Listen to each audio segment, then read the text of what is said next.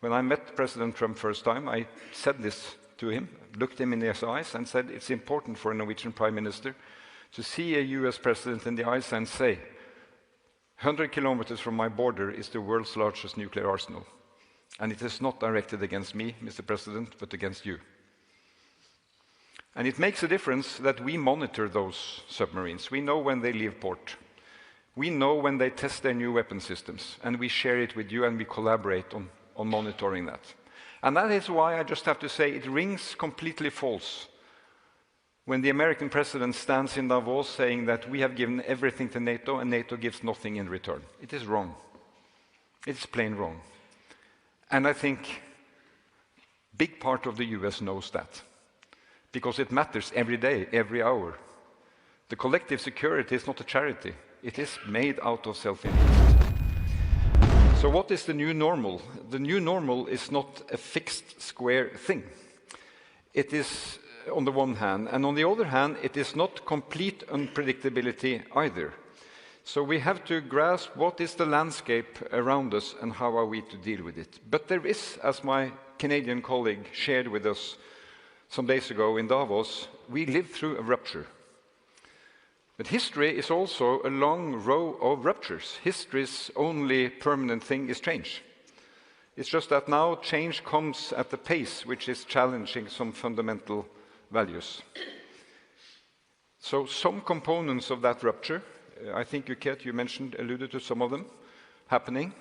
But I would start with the point that we had here on the very day, a few years ago, namely the war on Ukraine. The fact that we have a full-scale military war in Europe going on into a new year this month, with terrible consequences for the people affected, with broad consequences far beyond that region. I met the High Representative from the Republic of Korea last week, who just testified to what the war in Ukraine means for security on the Korean Peninsula, in terms of what does it really mean when North Korean soldiers fight in Ukraine, and what is Russia delivering back to North Korea, just as an illustration. So this is, of course, the big challenge. Norway is neighboring Russia, so our neighbor is waging a full-scale war on another neighbor. Of course, it has profound implications for the whole outlook. Then there is the United States, as you are saying, Kate, who is weaponizing economic policy. But also the big major economic powers are in that realm. They are using value change as strong means of promoting their own interests. Be it China, doing it with large subsidies, pushing industries, not only to promote their goods, but also to penetrate markets and sometimes destabilize them. And the fact that we have experienced from a lead ally the reintroduction of tariffs, which runs counter to what we have experienced since late 40s of tariffs being built down. So one thing is building tariffs up as a means of rebalancing trade. I think most economists will question, in the big scheme, whether that really works. But what we experienced 2 weeks ago, when the US used tariffs against allies as a political means to force through the perspective on Greenland, which in itself, wanting to grab land from another land inside an alliance, illustrates how this is changing. I could go on, because there are many such examples. The world order is not breaking down completely as some kind of, back to the rebels.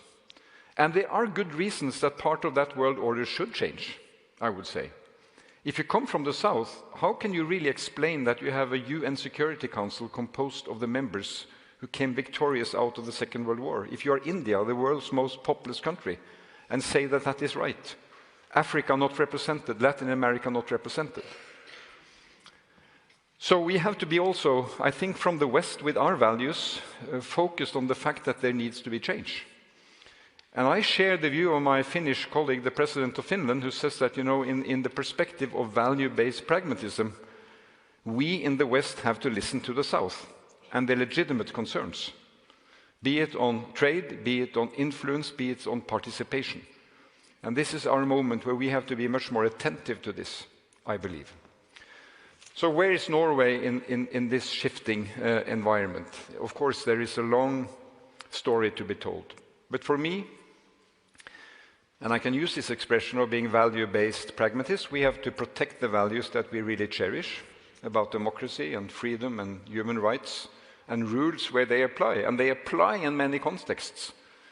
The Director General of the World Trade Organization was here in Oslo 3 weeks ago saying that 80% of world trade happens inside the rules of the WTO.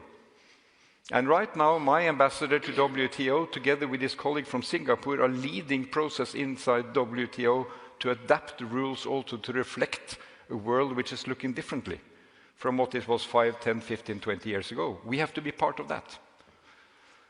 But coming to Norway, there's one thing that does not change, and that is geography. And for me, geography is a good point of departure to define what are our interests. What is our vulnerability? What is our opportunity? And the fact that Norway has the world's second largest coastline matters. The fact that we have 7 times more economic zone and seabed than land matters. The fact that we provide 1/3 of Europe's gas and almost 40% of UK gas, important part of Polish independence on gas, matters.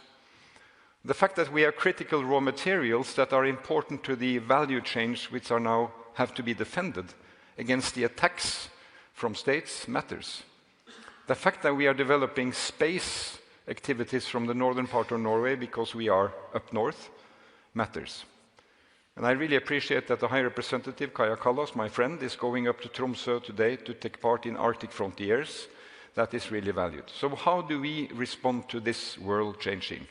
2 points. First of all, we have to deepen and anchor our European participation. And friends, this is not going to be an open door to the big questions that many of you ponder on membership. It's not the issue today.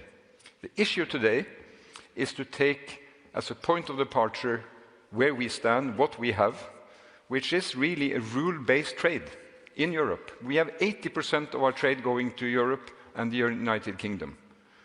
And this is, of course, strategically critically important in these times where the value chains are so important to protect independence. So I want to safeguard the European Economic Area. I want to expand the perspective of that cooperation by also including these new strategic areas, which really are not primarily about rules and directives, because the directives, you know how that works in the EEA, we take the bulk of them. But it is about identifying what economic security means in our times. What does it mean and how does it affect our value chains? And how will we cooperate with Europe to be part of the European, what shall I say, defense and promotion of its independence when we are being challenged by these powers who now, without scruples, use their power to keep Europe down. Europe will always be a mix of 27, 30, 35, you choose. And that is, of course, I would say, an immense dimension of why I love Europe, because it is diversity. But it is, of course, also fragility and some certain weakness, because you stand up against these major powers who challenge. Norway has to be part of this. That is why we have concluded strategic partnership on security last year. That's why our military industry is participating in the programs being developed by Europe. Because historically we find out that our military industry has historic reasons why they are composed as they are. But they matter to Europe's security. They matter to Ukraine. They matter to the protection of Ukrainian cities as we speak. Because air defense happens to be something we are good at, and so on. So my first reply here is really that strategic anchor in Europe that we have to spend time on, and that I will really focus on in what lies ahead for us. But then secondly, if we focus on pragmatism and geography, I think there is an enduring US dimension to our security, which we have to analyze and understand. And some of you have heard me say this before, but I'll mention it again because I think it is reality that you alluded to, Ket. When I met President Trump first time, I said this to him, looked him in his eyes and said, it's important for a Norwegian Prime Minister to see a US President in the eyes and say, 100 kilometers from my border is the world's largest nuclear arsenal. And it is not directed against me, Mr. President, but against you. And it makes a difference that we monitor those submarines. We know when they leave port. We know when they test their new weapon systems. And we share it with you and we collaborate on monitoring that. And that is why I just have to say it rings completely false when the American president stands in Davos saying that we have given everything to NATO and NATO gives nothing in return. It is wrong. It's plain wrong. And I think a big part of the US knows that, because it matters every day, every hour. The collective security is not a charity. It is made out of self-interest. So for Norway's security, on this hard-nosed geographic reality, the following matters. We will strengthen our own defense, which means that in the coming years we will have to explain to many sectors of Norwegian society there will be less more in your area because there has to be more on strengthening our defense, rebuilding our naval defense, and most sectors of our defense. That is a collective domestic security obligation. Secondly, we will rely on allies and alliances. An alliance, so the NATO alliance, which I think is in really good focused shape on the north. We have really modernized the regional plans. 4,000 pages that are brought to the table of leaders in Washington and The Hague. All 5 Nordic countries, members of NATO, all 5 under the command in Norfolk. We know how to do the collective collaboration on defense in the north. A month from now, we will have 25,000 troops exercising in northern Norway, northern Finland. And the 2 largest delegations there I saw was the French and the US. 4,000 to 5,000 troops each. And again, this is not charity. This is out of a mutual interest. We will preserve that. We will look after that. And we will remind our American partners about it. And if there's one trait over this last year, when the MAGA movement is moving this way, if anything, that collaboration in the north has become deeper and closer. Again, because I think deep down it really matters. But this is not enough for our security. Of course, the European dimension of this part of security is also vital. And that is also why we have a clear strategy from the Norwegian government to do our version of what it means that Europe has to step up. It is only logical. It's not because of Trump. I mean, he put pressure on it, but this has been the theme of US presidents in my lifetime, that Europe has to do more, has to pay for more. And we have to do more wisely. We should not do more one after one after one, but we have to do it in a coordinated way with capabilities, so we don't all buy the same things. You know, Norway, Sweden, and Finland have 250 fighter jets.